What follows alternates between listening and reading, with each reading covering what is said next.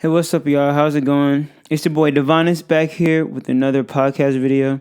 And today, I thought I'd actually go on a different topic than what I've been normally doing, which is mycology. And I'm going to actually talk about another M that I like a lot, music, specifically rap music. And what I'm going to talk about today is what's up with rap music nowadays. I'm going to break it off into a few parts, not part videos, but parts in my talking segments. And might as well just kick it off with part number one with the expression of reality. I feel like a lot of people are kind of over the quote unquote cap rap and people stretching the truth in their lyrics. And it's becoming increasingly hard to actually believe rappers when they talk.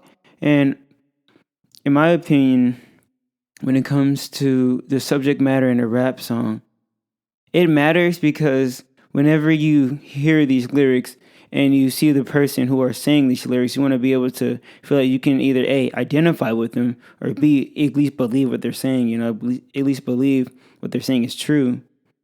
But also, we have to realize that a lot of these rap songs are stories, narratives, and they may not be necessarily extensions of the truth, but they're more or less hyperbole. A lot of people, the people who like to tell stories, but they like to stretch the truth a little bit and over exaggerate certain details. Well, I feel like that's kind of how rap music is getting to this point, and obviously, there's a lot of people who are well about that life. Let me not fuck around, beat around the bush or nothing like that. There's niggas out here that are actually about that life, but for the most part, I can't. Let me not say for the most part.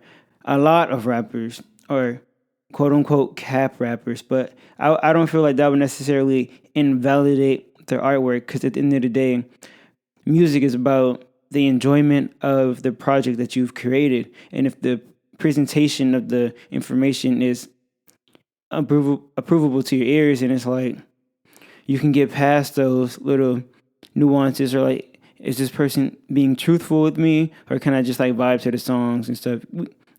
We know we all have those type of artists where we listen to, we don't even really care what they're saying. We just like the song because it's a vibe. All the Cardi fans out there, I'm also a Cardi fan, so I feel you. He be spinning sometimes, so sometimes. Which brings me to point number two, which is oversaturation. I feel like this is probably the biggest, not problem, but the biggest obstacle in rap music right now. It's just there's just so many artists. It's just a new artist every single day, and they just come and go like that.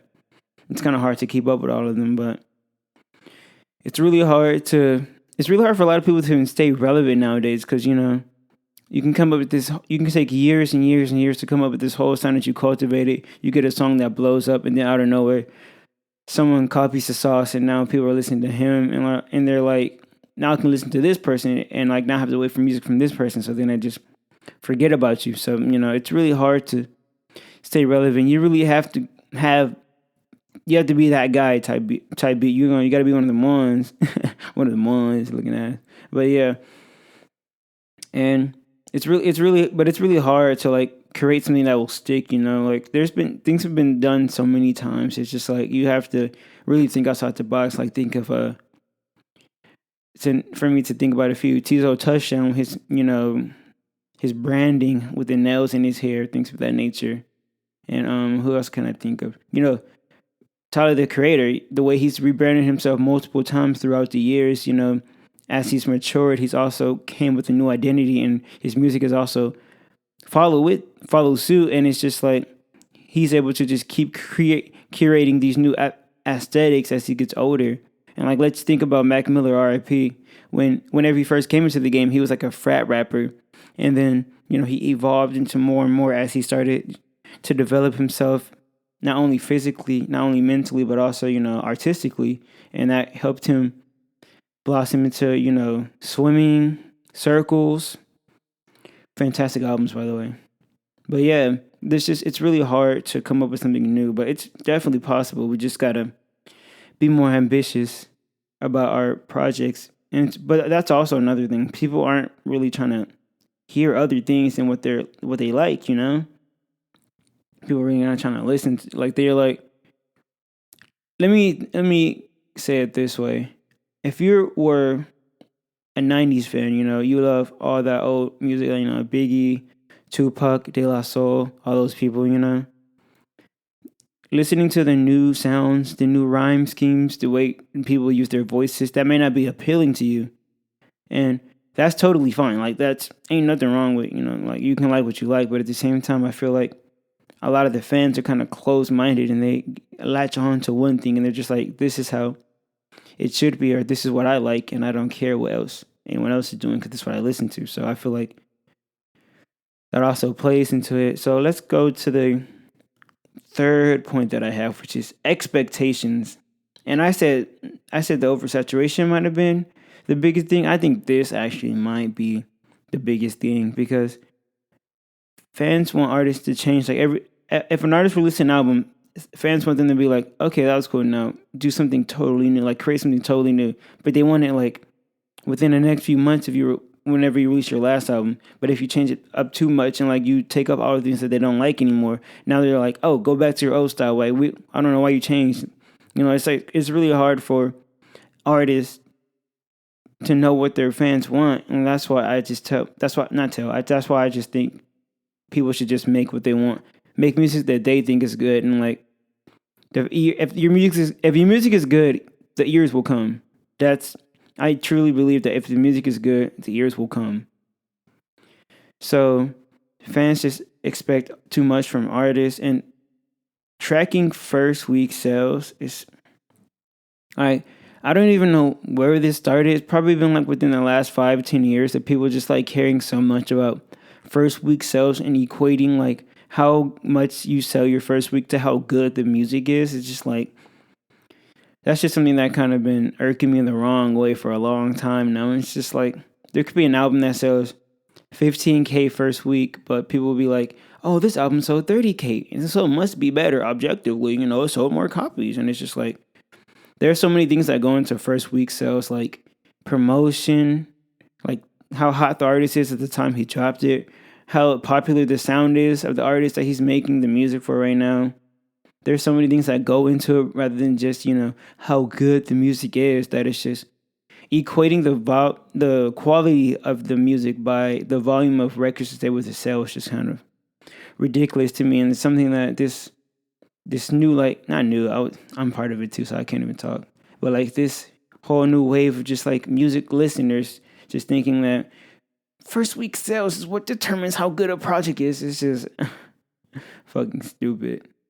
But let me and by the way, I'm not gonna like go thoroughly into any of these points just because I'm not necessarily a music critic. I'm not a music reviewer. It's just, I'm just a random guy who likes music. Mycology. I make rap music.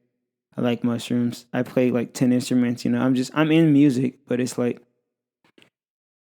I wouldn't say I'm more of a critique. I'm not a critic. I'm just someone stating their opinion basically. And this is a podcast, a personal blog. So you can listen to it. You cannot. It is what it is. We're going to keep it pushing though. So point number 4 with branding and branding, the biggest thing I feel like in terms of branding that's hurting a lot of artists is they're perpetuating the brand too much with controversy and just like equating bad publicity. Wow, nigga can't speak. Bad publicity. How do you freaking say that word, bruv? They're attributing controversy to like clout, and obviously you're gonna get your eyes on you in that particular moment. But we've seen it time and time again. We know clout rappers do not last, and all these rappers that are now like I hate to say it because I really fuck with him, but like the baby, all the controversy he's been in, you see how like people like are getting sick of the antics, and now you can see that people are turning on him. People are saying, "Oh, his flows are repetitive." He always rap about the same thing. He be making the same song. Like, how can y'all listen to the 20th the Babies? It's like, and you see with the Island Boys, you saw with 6ix9ine, all these type of examples of people who had controversies that helped propel them into the public eye, and that separated them from the music too much to the point where people aren't even paying attention to you for the music anymore. And that should be the biggest draw that an artist has, is how good their music is. So I feel like we're losing that. And also, I feel like people are just kind of like regurgitating branding now. So like we've seen the punk goth aesthetic so many times now. Cardi, Trippy, the Vamps, all that stuff. We've seen it so many times. His affiliates are doing it now with Opium Gang, and I'm not saying it's not hard. Like it's hard, but it's like we can only see it so many times, and now we have these new artists thinking that they can also emulate the same aesthetic and just get away with it. And it's like we've seen it so many times. Like, let me see something else, bro. It's like what I think. This is a quote actually. Cardi said, "I respect you because you can eat off of the sound, but."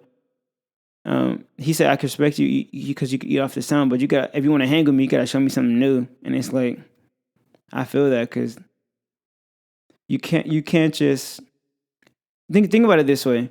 If you find an aesthetic from someone else and you really like it and you like interpolate it in your own style, that's one thing. But if you just like copy the sauce and you just like use that person's aesthetic, it's like you can get clout off of it, but are you really your own person or are you just an imitator? And another thing that comes with branding that I feel like is holding rap music back a lot nowadays is labels. Like these freaking labels. They see that rap is very profitable right now. It's very popular. Everyone's really into it. And they're like, oh, let me capitalize off of these 15, 16, 17-year-old kids making music who don't know anything about the logistics of the rap business. We're going to give them these slave contracts to where we give them like a really big advance. We knowing damn well that they're never going to be able to pay that shit back. So we have them stuck in these record labels forever. And like now they can't even own their masters to their own songs. So they can't even make money after the initial wave of the music comes out. It's like, and it's super hard as an independent artist to break into the mainstream. So you kind of need the push that the label provides you. So it's kind of like you really do have to sell yourself in order to get on. It's really sad. But I'm glad to see there's a lot of people who are helping push the narrative that you can be independent and still be successful. Like Kuda the Friend, Chance the Rapper. I don't really know if he's independent like that. Russ, those type of guys who always claim independence and they're like still super successful. So I just feel like we have to figure out better ways to become successful without labels. Which brings me to my last point. It's been so many... Actually, wait, let me do something real quick. Sorry about that, but anyways, this brings me to my last point, which is the silver lining. I've been talking so negative, but what is the silver lining? Like, what can we take away from this? Well, for one, I know I said oversaturation was a bad thing, but oversaturation is also a good thing in the sense that we have a plethora of not only underrated artists, but like people who are pushing the mainstream, like, Sofago, Ken Carson, The Story Lonely, Yeet, obviously, just to name a few of the underground artists that are pushing into the mainstream. So we have an abundance of just underground talent that is just cultivating a new wave and a new sound, basically. And I do feel like we are in a good place with experimentation because I just feel like I feel like every single like day I see like a new artist trying something different. Like I didn't even know about Casey's an example of me right now, but I didn't even know about Casey into Double XL. And then I listen to stuff. I'm like, wow, this guy's kind of like experimental as fuck. It's pretty good. I fuck with it. It just shows what you can do whenever you take the aesthetics of the old and then like mix it with the aesthetics of the new. Like this new wave sound, like, the heavy synthesizers, the 808s, you know what I'm talking about, the new wave sound. So I do, and like another thing is, people are being able to feed their families now, coming out of the hoods after like blowing up from one TikTok song. And, they may not get like super recognition and fame, but, having no money, then coming up on some like TikTok money, that's big for a lot of people. Shit, that would be big for me. Like, fuck, I'm talking about. Like, fuck you talking about. But yeah, so a lot of people are being able to feed their families more, and it's easier than ever nowadays to blow up. Like, all you need is a laptop, a microphone, GarageBand, even like GarageBand. Use what you can. And you can like make it, and like all you gotta do is just put in that work. 10,000 hours. You gotta put in that work. That's the biggest thing. You gotta put in the work. I feel like you gotta work hard now, just because there's so many people. Like, obviously back then you had to work hard just because it was just hard to initially get into the industry. But now it's like, since there's, or like, it was really hard to like even like find record like places to record your music, because all you can do back in the day, all you could do to make music was go to like a recording studio or something like that. But now you can like make a song off your phone and blow up. Like, shout out Steve Lacy. I mean, well, he didn't do his phone; he did it on an iPod. But same difference, you know. You understand? Like, all you got to do is have the talent, have the dedication, and have the patience. Because, you know, everyone got their own path. You can't just see like these 14, 15-year-olds blowing up on TikTok and just being like, damn, bro, I ain't shit. I'm like 26, 27. I'm still trying to make music and nothing's working. It's like, everyone got their own trajectory. You know, the baby was making music for years until he blew up. You know, it's all about dedication and patience. And I just feel like this generation just has the ability to change the landscape. But yeah, that's basically where I feel like rap music is. I feel like it's kind of getting stagnant right now in many ways, but at the same time, it's also in a very good place. We have a lot of very good young artists, and all we have to do is just change the ideals that we have. Like, we got to stop thinking about the numbers too much and just focus on what is important, which is the music, the art. We have to pay attention to how sonically it sounds, how technical these rappers are. We have to listen to the lyrics. You know, we have to like, well, not even necessarily, you know, it's art. Art is subjective, and every person makes their own art in their own way. So art is subjective. So if the music, I said it earlier, if the music is good, the ears will come, you know, that's what it is. Anyways, I know this was a weird video. I mean, I keep saying video. I know this was a weird podcast because, you know, I mainly do mycology, but like I always say, I also want to focus on music, life, you know, spirituality, and everything in between. I want this to be like more of a lifestyle type of, not lifestyle, but I guess that is lifestyle, huh? I don't really know. Ain't no box over here. I'm just Divonis. I do what I want. Anyways, this has been Trip Sitting, and I hope to see you guys in the next podcast. See you.